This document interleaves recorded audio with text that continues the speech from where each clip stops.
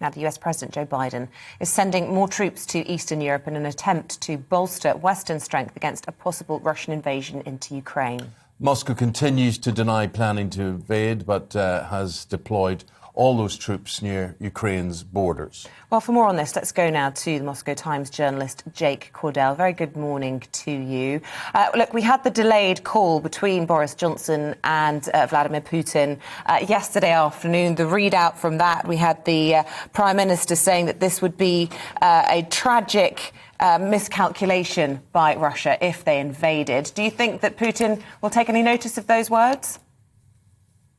I think Putin was certainly listening to those words, but I don't think that Russia really places too much credibility in what Boris Johnson and Britain are bringing to the table. Just a few hours before that call, we had senior officials here in Moscow saying that Boris Johnson was utterly confused. They pointed to the fact that British diplomacy was absolutely worthless.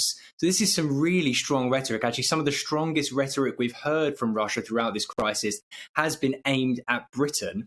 And if you look at the readout from the call on Moscow's side, there was absolutely no backing down. It was very militant. They said that Ukraine was being used as a tool. They said that they kind of laid the seeds of this idea that it was Ukraine that could provoke some kind of military incident. So with the US deployment of troops to the region, although it's symbolic, it's only a few thousand, tensions seem to be getting higher day by day at the moment.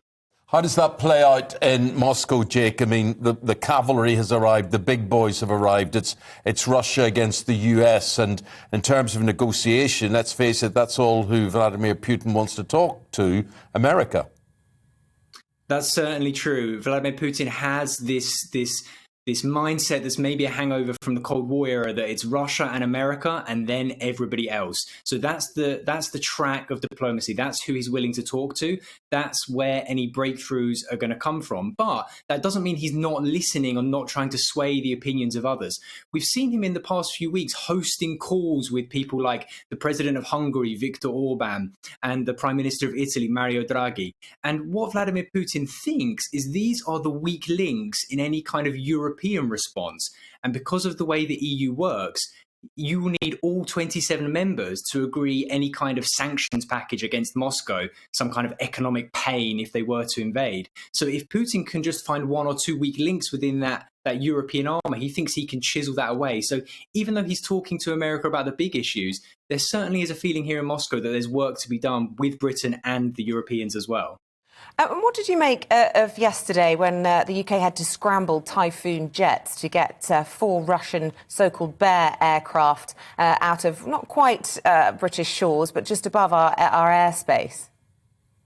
Yeah, these kind of military standoffs have been going on. They've been escalating a little bit over the past few years. These kind of near flybys, or you deploying a ship close, very, very close to the international borders. And it's really a show of force. This was a show of force on the Russian part, and the UK responded with a show of force saying, yep, we know about it, we're watching you, we're ready to respond.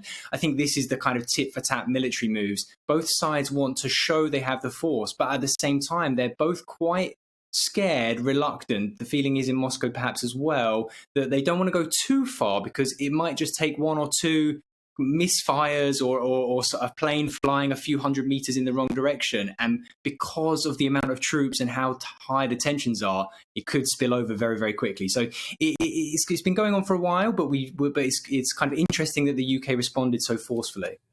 And just lastly, Liz Truss, the Foreign Secretary here, obviously is unwell at the moment, but she's confirmed she is planning a trip to Moscow shortly. But she was being mocked yesterday in Russia, wasn't she, for not knowing the difference between the Black Sea and the Balkans?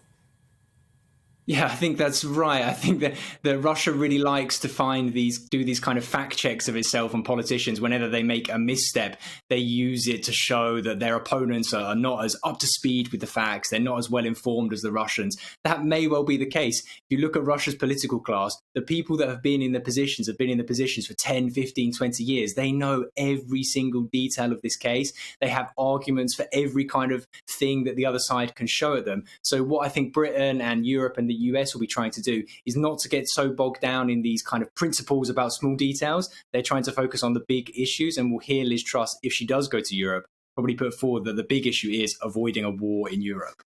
Okay. Jake, appreciate it. Thank you very much indeed. Jake Cordell's from the Moscow Times there. Good talking to you. Thank you.